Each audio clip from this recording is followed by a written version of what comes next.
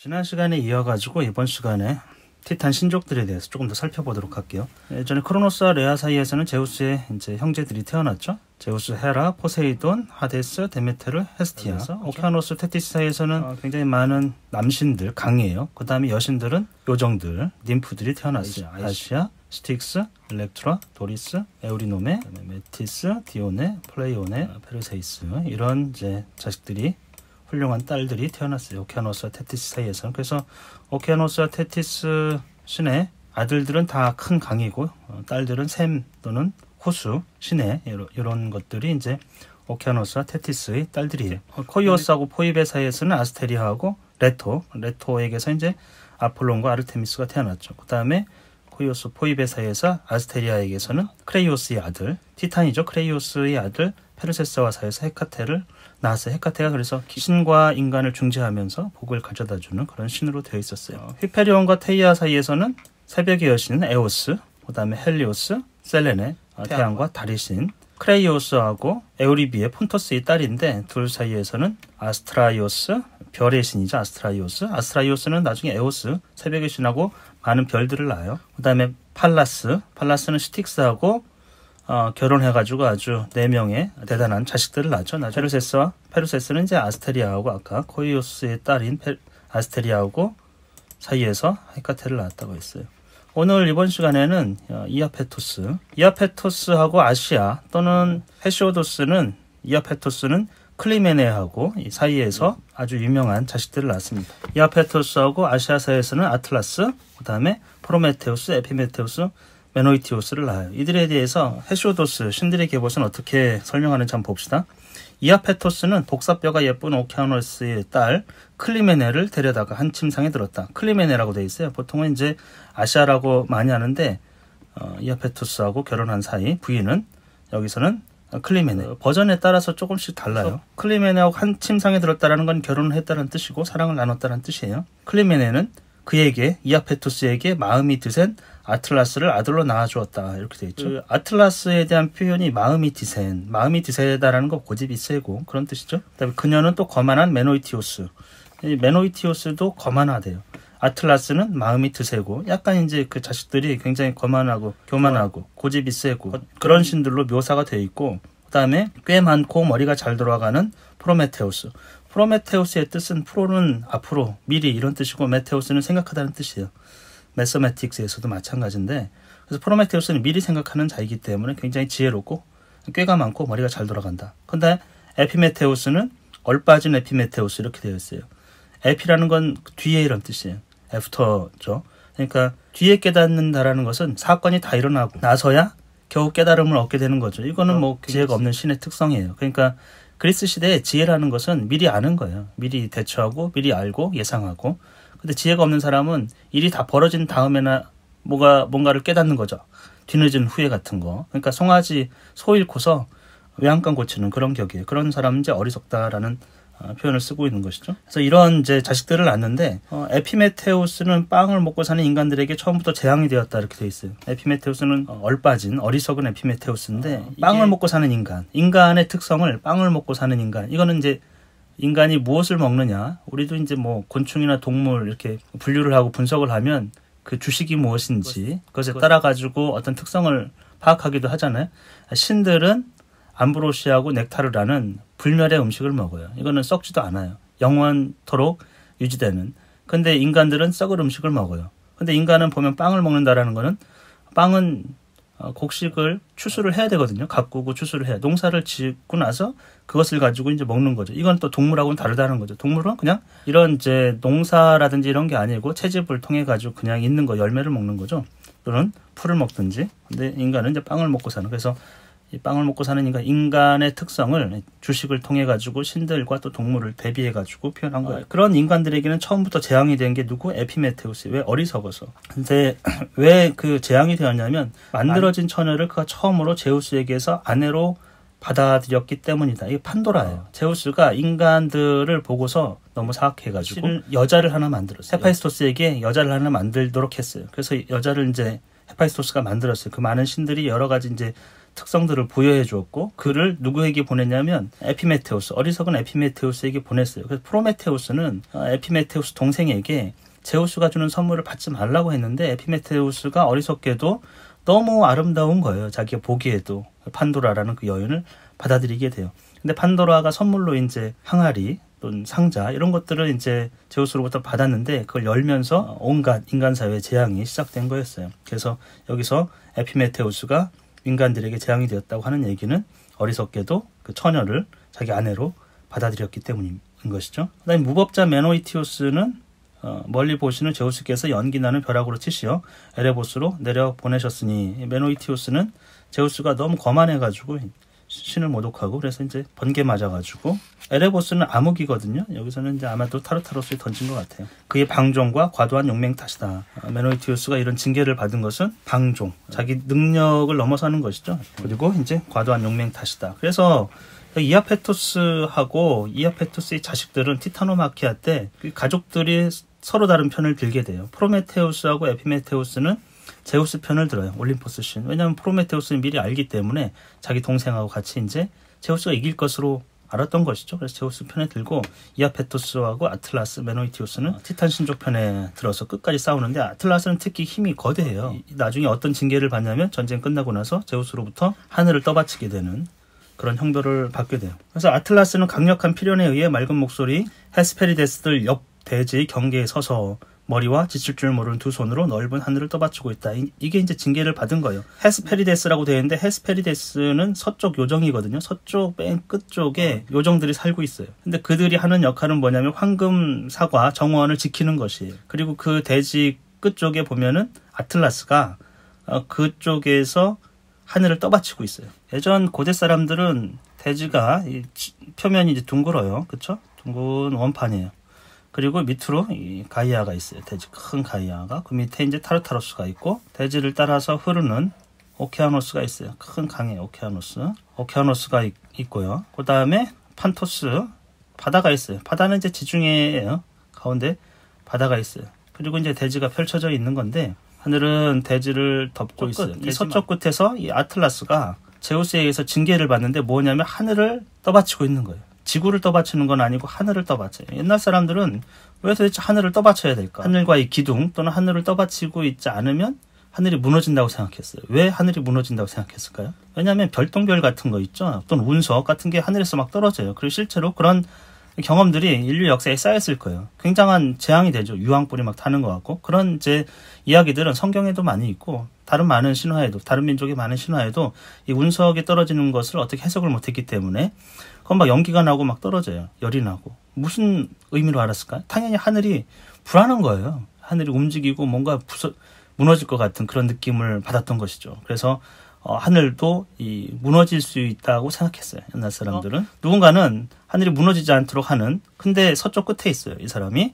맨 이제 대지 끝에서 떠받치고 있다고 생각한 거죠. 아틀라스는 그 정도로 힘이 세고 거기에 보면은 헤스페리데스라고 있습니다. 헤스페리데스는 이게 이제 서쪽 요정인데 누구의 딸이냐면 밤의 신의 딸이에요. 릭스. 릭스는 당연히 밤이라는 거는 이 밤은 어디에 해가 서쪽에서 치면 찾아오거든요. 그래서 이 밤의 신의 딸들 서쪽 요정 서쪽을 지키는 그 요정들이 닉스의 딸들이 있어요. 헤스페리데스들이 하는 역할은 황금 사과를 지키고 있는 거예요. 왜 황금 사과라고 했을까요? 왜냐하면 여러분이 해가 질 때 특히 바다 쪽에 사는 사람들은 명확해요. 정말 황금빛 물결 또 새벽하고는 좀 다른 어떤 색깔을 보이거든요. 그래서 황금. 그래서 서쪽 끝에 뭔가 해가 질 때 그 노을이 붉으면서도 황금빛이 나는 그 노을은 왜 생기는 걸까? 자연현상을 이해 못했기 때문에 뭔가 그럴싸한 설명이 필요했던 것이죠. 그러니까 황금줄 저쪽 끝에는 황금 사과 정원이 있어요. 그래서 그것을 지키는 게 헤스페리데스고 그들은 밤의 신의 딸이에요. 그래서 그런 이유로 이제 황금빛이 해가 서쪽으로 질 때 일어나는 것이죠. 거기에서 아틀라스가 하늘을 지고 있어요. 지리학이 뛰어나신 제우스께서 아틀라스에게 그런 운명을 할당했던 것이죠. 그 다음에 제우스께서는 또 프로메테우스를 끊을 수 없는 고통스러운 사슬을 기둥 한가운데로 집어넣어서 결박시키고는 그에게 긴 날개의 독수리 한 마리를 보내셨다. 그리하여 독수리가 그의 불멸이 간을 쪼아먹었으나 밤이 되면 그의 간은 긴 날개의 새가 낮 동안 쪼아먹은 만큼 사방으로 자라났다. 이렇게 돼 있어요. 그러니까 프로메테우스는 제우스 편에 서서 그 티타노마키아 때 제우스를 위해서 싸웠는데 결국엔 나중에 징계를 받습니다. 징계를 받는 이유는 사실은 제우스를 모욕했어요. 신들을 모욕하고 인간들 편에 서서 제우스가 하지 말라는 뭐 불을 인간들에게 전해준다든지 제사를 위해서 어떤 형식들을 마련하는 프로메테우스가 인간보다는 인간들을 위해서 하는 그런 행위들 때문에 프로메테우스가 제우스의 징계를 받아요. 근데 좀 끔찍한 징계를 받는 거예요. 뭐냐면 사슬에 묶여 있어요. 끊을 수 없는 사슬에. 그리고 독수리가 매일 와가지고 안에 있는 간을 쪼아먹어요. 매일매일 쪼아먹어요. 끝나지도 않아요. 그럼 밤이 되면 또 그 간이 자라요. 신이기 때문에 죽지는 않아요. 근데 계속해서 죽음은 죽지 않지만 죽음보다 더한 죽고 싶은 어떤 상태로 만드는 것이죠. 사실은 신들이 인간에게 징계를 내릴 때도 마찬가지인데 죽이지 않아요. 죽이는 것보다 오히려 더 고통스러운 고통을 참기 어려운 고통을 주는 거 그것을 더 큰 죽음보다 더한 징계로 보는 것이거든요. 프로메테우스는 다음날 되면 또 독수리가 낮에 나와가지고 또 간을 쪼아먹어요. 밤이 되면 간이 또 자라나고 이게 끝도 없는 형벌이에요. 영원토록 이어지는 형벌. 근데 사실 영원토록 이어지지는 않았고 나중에서 이 복사뼈가 예쁜 알크멘의 용맹스러운 아들 헤라클레스가 독수리를 죽였어요. 그래서 프로메테우스에게서 그 이제 재앙에서 벗어나게 해주었던 것이죠. 나중에 헤라클레스 얘기 나올 때 한번 살펴보도록 하겠습니다. 그래서 사실은 헤라클레스가 아틀라스도 만나고 거기에 있는 황금 정원에 있는 황금 사과를 이제 가져오라는 그런 과업을 수행하게 되는데 헤스페리데스들이 아틀라스의 딸로 또 표현되기도 하거든요. 근데 여기 헤시오도스는 헤스페리데스 서쪽 요정들은 닉스 밤의 딸로 되어 있어요. 우리 아폴로도로스의 원전으로 있는 그리스 신화에서는 생략된 부분이 많아요. 그 중에서도 좀 중요한 닉스에게서 태어난 자식들을 살펴볼게요. 닉스에게서는 아르테르와 히메라가 나왔다고 닉스하고 이제 에레보스 사이에서는. 근데 닉스 혼자서 밤의 여신은 혼자서 많은 자식들을 낳아요. 그래서 그 얘기를 한번 살펴봅시다. 46쪽이에요. 헤시오도스 신들의 계보 46쪽 211행. 한편 밤은 가증스러운 운명과 검은 죽음의 여신과 죽음을 낳았다. 그래서 이렇게 죽음에 대해서도 세 부분으로 나눴어요. 그냥 가증스러운 운명, 그러니까 죽을 운명이에요. 죽음의 운명이에요. 옛날 고대 사람들은 죽기 전에 어떤 운명이 주어진 것이죠. 죽을 수밖에 없던 운명, 저주스러운 운명이 앞서 나가고 그 다음에 전쟁에서의 그 죽음의 여신, 검은 죽음의 여신이라고 되어 있는데 보통은 이제 케르라고 해서 전쟁에서의 죽음이에요. 죽는 원인이 많죠. 병들어서 죽을 수도 있고 다 늙어서 죽을 수도 있고 천수를 다 누리고 근데 전쟁에서 죽는 거는 그만큼 또 끔찍한 거예요. 사실 운명 중에서도. 그래서 죽음 중에서도 전쟁에서의 죽음을 따로 나왔고 그 다음에 죽음 자체. 타노토스는 일리아스에서도 많이 나와요. 사르페돈이 죽었을 때 죽음의 신을 가지고 이제 자기 고장으로 사르페돈을 데리고 가게 하잖아요. 타노토스. 죽음 자체예요. 죽음 자체. 그 다음 어두운 밤은 신들 가운데 누구와도 눕지 않고 그러니까 결혼하지 않고 스스로 낳은 거예요. 비난과 고초와 헤스페리데스를 낳았다 이렇게 돼 있어. 비난, 고초, 헤스페리데스 서쪽 요정들을 낳았고 밤은 또 잠을 낳았고 그다음에 꿈을 낳았고 꿈이 부족들을 낳았고 그래서 비난, 고초, 서쪽 요정들. 그러니까 다 밤의 자식들이에요. 잠하고 꿈은 굉장히 밀접하죠. 밤하고. 그래서 잠, 꿈은 서로 형제지간이에요. 잠을 자면 꿈을 꾸죠. 그래서 여러분이 이름을 다 일일이 기억할 필요는 없어요. 중요한 신만 좀 기억하면 좋을 것 같아요. 그리고 왜 닉스 혼자서 죽음과 관련된 여러 신, 죽음 중에서도 이 타노토스, 잠의 신, 꿈의 신, 그 다음에 쭉 보면은 비난, 그 다음에 헤스페리데스는 전에도 나왔으니까 기억하고 있는 게 좋겠죠? 그 다음에 운명의 여신, 모이라이드. 그다음에 중요한 건 이 에리스인데, 에리스는 일리아스에서 보면은 파리스의 심판 있죠? 황금 사과, 그것을 신들 사이에서 테티스하고 펠레우스의 결혼식 날 이 신들 사이에서 에리스 여신이 브라이 여신이 황금 사과를 던지죠. 그래서 세 여신이 싸우게 돼요. 가장 아름다운 여신에게라는 그 문구를 써가지고 던짐으로써. 그래서 에리스에게서도 굉장히 많은 자식들이 태어나요. 에리스에게서 태어나는 그 자식들이에요. 노고, 망각, 기아, 그 다음에 눈물을 자아내는 고통, 전투, 전쟁, 살인, 남자들이 도륙, 그 다음에 언쟁, 거짓말, 핑계, 반론, 무질서, 그 다음에 미망, 아테. 여기도 일리아스에서 아가멤논이 자기가 미망에 빠졌었다. 제우스도 미망에 빠졌었다고 얘기했었죠. 그 미망, 아테. 그 다음에 맹세. 이런 것들이 다 누구에게서 태어나냐면 밤의 여신 닉슨의 자식인 에리스 여신에게서 또 에리스 여신 스스로 많은 자식들을 낳아요. 여기서는 이름을 다 기억하기보다는 왜 이런 것들이 이 부모하고 자식 간의 관계는 원래는 부모가 하던 역할을 자식들을 낳으면서 기능들을 분배시켜준다고 보면 돼요. 기능들을 분배시켜준다고. 그러니까 이제 불화를 통해서 노고와 망각과 기아와 뭐 이런 것들이 고통과 전투와 이런 것들이 원인이 된다고 생각해 볼 수가 있을 거예요. 우리가 폰토스에게서는 호르키스, 케토, 타우마스, 그다음 네레우스, 그다음에 에우리비아 이렇게 자식들이 태어나는데 5명의 자식이에요. 그래서 호르키스와 케토는 이제 서로 부부지간 자기 형제들끼리 결혼을 한 것이고, 여기 특히 네레우스에게서는 50명의 딸들이 태어나는데 굉장히 아름답고 손재주도 좋고 이렇게 표현되어 있어요. 특히 이제 암피트리테는 포세이돈의 정식 부인이 되고, 테티스는 펠레우스의 부인이 되는데 나중에 아킬레우스를 낳죠. 그다음에 갈라테이아, 칼립소 등등이 있습니다. 그래서 이제 네레우스의 딸들 이름을 다 일일이 기억할 필요는 없지만, 여기서 보시면 대부분 네레우스의 딸들에 대해서는 수식어가 아름답고, 또 장밋빛의 팔, 예쁘고, 미소 짓기 좋아하고, 몸매가 예쁘고, 뭐 이런 식으로 맵스가 우아하고, 이런 식의 수식어가 되어 있어요. 그 딸들에 대해서. 10명의 딸들은 일솜씨도 나무랄 데 없다 되어 있어요. 일솜씨가 나무랄 데 없대요. 일솜씨라는 것은 여자들의 일이에요. 주로는 이제 이 청동기 시대에는 여자들이 아이들을 기르는 거, 여자의 몫이에요, 집안에서. 그리고 또 하나는 이제 옷을 만드는 거, 바느질을 하는 거, 이런 것들이 여자들의 일이죠. 가사 노동을 하는 거. 그래서 일솜씨가 좋아야 돼요. 바느질 잘하고 옷감도 잘 만들고, 그 다음에 요리 솜씨도 좋고 아이도 잘 기르는.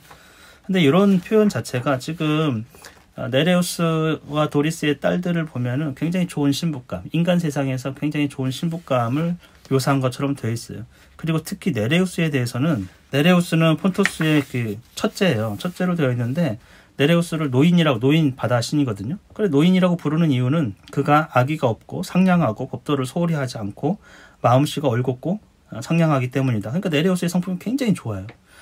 결국 이 얘기는 무슨 얘기냐면, 네레우스의 딸들은 그 부모가 굉장히 좋은, 집안도 좋고 성품도 좋은 집안의 귀수들, 딸들이고, 또 하나는 그들은 얼굴도 예쁘고 아름다워요. 그리고 일솜씨도 좋아요. 완벽한 어떤 신부감을 묘사한 것이죠. 50명이나 돼요. 그래서 많은 신들의 이제 부인이 되는. 근데 이런 것들이 이제 가부장적 사회에서 여성을 보는, 여성의 역할에 대해서, 또 훌륭한 여성이 능력이 훌륭하다기보다는 집안일을 잘하고 외모가 출중하고 집안이 좋아야 되는, 약간 그런 식으로 본 것이죠. 반면에 남성들은, 뛰어난 남성을 영웅이라고 하는데, 그들은 자기 스스로 어떤 이제 성취해야 될 일들이 있어요. 운명이 주어진 것들이 있고 그 어려움을 극복해가지고 성취를 하는 것이죠. 고대 그리스 신화에 여성 영웅은 없어요. 여성은 늘 굉장히 똑똑한 여성일수록 마녀처럼 묘사하고 사회 근본 질서를 어그러뜨리는 것 같은, 그러니까 가부장적 사회를 거부하는 것이죠. 그게 사회 질서, 근본 질서라고 생각했는데, 그것은 부인이 아이를 기르고 남편을 존중하고 그런 건데, 그런 거를 거부하는 여성들을 굉장히 마녀처럼 묘사해놓고 있어요. 그런 얘기들이 차츰 나올 텐데, 지금 시대하고는 전혀 맞지 않지만 인간이 본래 왜 그렇게 생각했는지 그런 것들을 여러분이 좀 생각해 볼 필요는 있어요. 전쟁, 특히 전쟁, 아주 폭력적인 그런 전쟁이 민족의 생사에 또 노예가 되느냐 마느냐, 이런 굉장히 중요한 것이 전쟁에 달려 있었기 때문에 아무래도 남성 중심 사회, 청동기 사회에서는 남성 중심적인 어떤 가부장적인 그 문화, 그 속에서 여성의 역할이 굉장히 제한되는 그런 것들을 이제 네레우스와 도리스의 딸들을 묘사한 그 표현에서 찾아볼 수 있을 거예요. 오늘은 여기까지 하겠습니다.